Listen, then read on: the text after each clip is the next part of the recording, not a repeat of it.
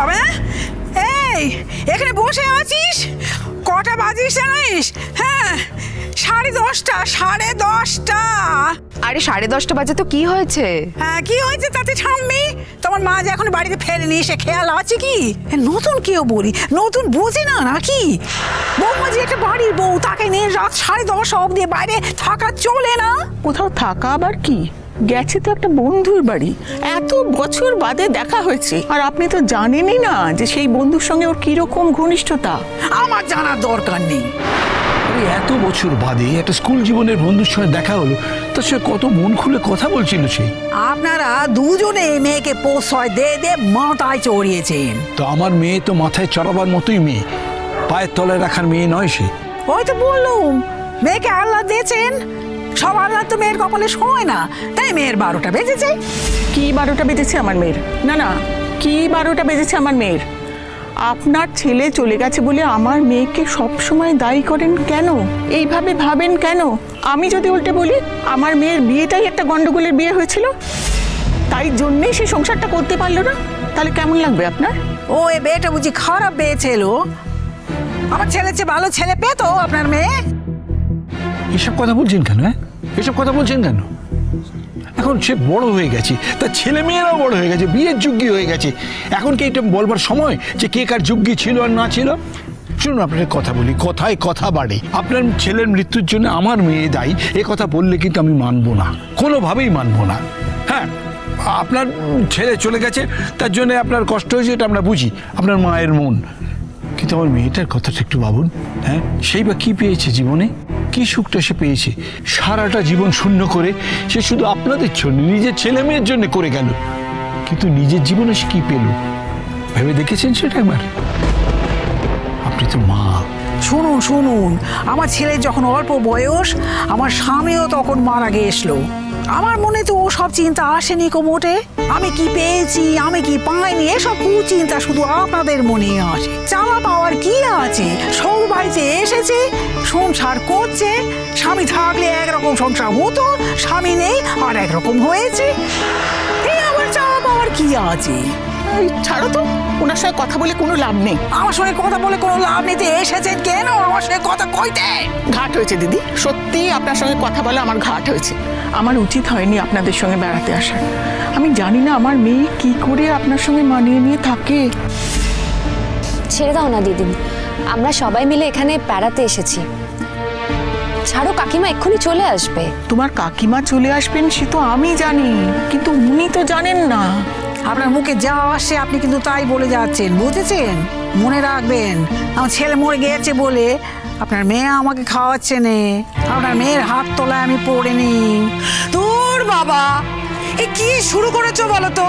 হ্যাঁ, এ তোমাদের চিৎকার চেঁচামেচিতে না আমার ঘুমটাই ভেঙে গেল, ভালো লাগে না। কি কি কি ব্যাপার বলবে তো? কি ব্যাপার, কি ব্যাপার? হ্যাঁ, এই মাঝরাতে এত চিৎকার চেঁচামেচি করছো কেন তোমরা? মাঝরাতে চিৎকার চেঁচেমেচি? আর তোমার বৌদি যে এখনো আসেনি, আজ আসুক নতুন, এলে দেবো। নতুন না হয় একটা ছেলে, তার সময় জ্ঞান নেই, কিন্তু বৌদির এত মনমতি হলো কোত্থেকে? পৃথিবী তো রসাতলে গেছে, জানো না? কুর্চি তোমার মা পৃথিবীকে রসাতলে পাঠিয়ে দিয়েছেন। আমার মেয়ের আসতে আজকে 11টা বেজে গেছে, তাই এতই হাতে তোলা সে। আচ্ছা ঠাম্মি, মা তো নতুন কাকুর সঙ্গেই গেছে। যার সঙ্গেই যাক, ঘরের বউ এত রাত অব্দি বাড়ি থাকবে, আমরা কেউ খাওয়া দাওয়া করিনি গো। কে খেতে না করেছে আপনাকে? আপনি খেয়ে নিন না। আমি আমার খাওয়ার জন্য বলছি না মোটে, জানেন তো? ঠাম্মি, কেন এরকম ভাবে ব্যবহার করছো দিদিনের সঙ্গে? সত্যি সত্যি এবার এমন একটা শিক্ষা হলো না, আর কোনোদিনও আপনার সঙ্গে কোথাও বেড়াতে যাবো না, সে নতুন যতই বলুক। আসবেন না, মনে হচ্ছে যেন এসে আমাকে উদ্ধার করে দিয়েছেন। নিজের মেয়ে বাড়ি ফিরছে না, নির্জন হয়ে যায় রাস্তাঘাট, সমুদ্র ধার, এত রাত হয়ে গেছে। কোনো বিপর্যয় হলে, কোনো আপদ বিপদ হলে তখন তো বলবেন, হ্যাঁ, যে শাওরি ভালো করে ঠিক মতো রাখলো নে, তার সঙ্গে ঘুরতে এসে বউ। কিচ্ছু বলবো না, এসব কিচ্ছু বলবো না, আর কোনো বিপদও হবে না। এখন এত রাত হয়ে যায়নি যে চারপাশ একবারে নির্জন হয়ে গেছে। আর আপনারই যত আবোল তাবোল কথা দিদি, দুনিয়ার তো কিচ্ছু দেখেননি। হ্যাঁ, দুনিয়া আপনি বেশি দেখে ফেলেছেন। হ্যাঁ দেখেছি তো, আপনার থেকে অনেক বেশি দেখেছি, বুঝতে পারলেন? কি দেখেছেন? অনেক, সারা পৃথিবী ঘুরে দেখেছি। হ্যাঁ, সারা আপনি পৃথিবী কোথায় ঘুরে গেছেন? মেয়েকে তো আপনি কোথায় গেছেন? আপনি তো সব সব দেখে আচ্ছা তা কি হচ্ছেটা কি মা?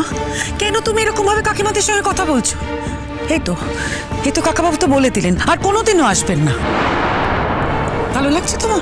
আসবেন না তো আসবেন না, আমার তাতে বলেই গেছে, তাই বলে কি নিয়ম শৃঙ্খলা কিছুই থাকবে না? কি করছোটা কি? বাবা, কি হয়েছে কি তোমাদের? হলিডে হোমের গেট থেকে তোমাদের চিৎকার শোনা যাচ্ছে। কটা বাজে? কটা আবার? 11:30। 11:30 অবধি তুই বাড়ির বউকে নিয়ে রাস্তায় ঘুরে ঘুরে বেড়াচ্ছিস?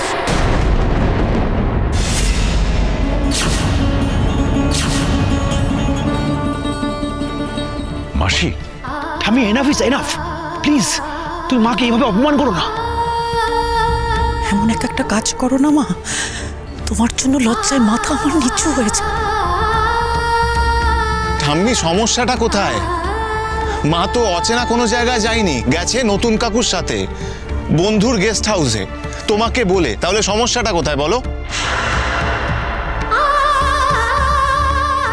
মা সমস্ত কাজকর্ম সেরে তবেই তো গেছে ঠাম্মি, তারপরেও মাকে এরম ভাবে কথা শোনাচ্ছ?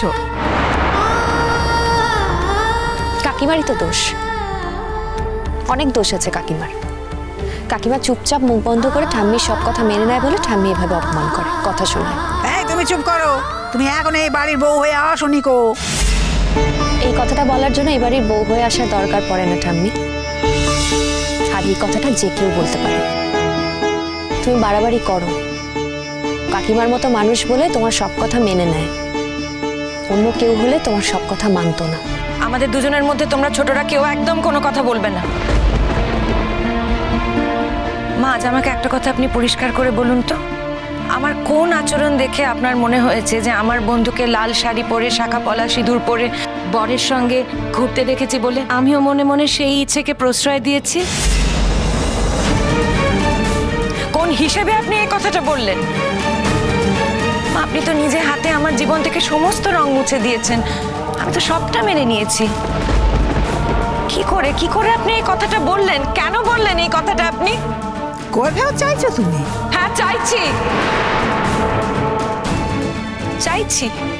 আমার ছেলে মেয়ে, বাবা মা সকলের সামনে আপনি আমাকে এই কথাগুলো বলছেন, এরকম ভীষণ কতগুলো শব্দ আমার উপর আপনি প্রয়োগ করছেন। আমি এমন কি করেছি মা যে কথাগুলো আপনাকে আমায় বলতে হচ্ছে? যে ভাষায় আপনি আমাকে কথাগুলো বলছেন, সেই ভাষায় কথাগুলো বলার মতো আমি কোনো কাজ করিনি মা। আপনার যখন এতই আপত্তি ছিল, তাহলে আমাকে যেতে বারণ করলেন না কেন আপনি? আমার ভালো মানুষের সুযোগ নিয়েছো, আমি বারণ করিনি, তাই বলে তোমাকে মাঝরাতে বাড়ি ফিরতে হবে? মাসি, প্রথম কথা, এটা মাঝরাত নয়। দ্বিতীয়ত, আমরা অনেক দেরি করে বেরিয়েছি। বৌঠান তোমাদের সমস্ত কাজকর্ম সেরে তারপর বেরিয়েছে। না, আমি তো পেট তোমায় বলেছিলাম, সেই তো এখানে আসতে পারতো, একে কেন যে সেখানে যেতে হবে? অসুবিধাটা কোথায় মাসি? তুমি কি বৌঠানকে অসাদোষী বলে মনে করো, যে তাকে নানান রকম নিয়ম নীতিতে বেঁধে রাখতে চাও? বৌঠানের যথেষ্ট বয়স হয়েছে মাসি, ও কোথায় যাবে না যাবে সেটুকু সিদ্ধান্ত নেওয়ার স্বাধীনতা তার নেই? না, নেই। তুই এসব স্বাধীনতার কথা আমাকে মোটে বলবি না। তুই কি এ বাড়ি চিনিস না? তুই কি নতুন হচ্ছিস? বৌমার বাবা মা এই সমস্ত প্রশ্রয় দিতে পারে, আমি এসব অনেক অন্যায় আচরণ কিছুতেই প্রশ্রয় দেব না।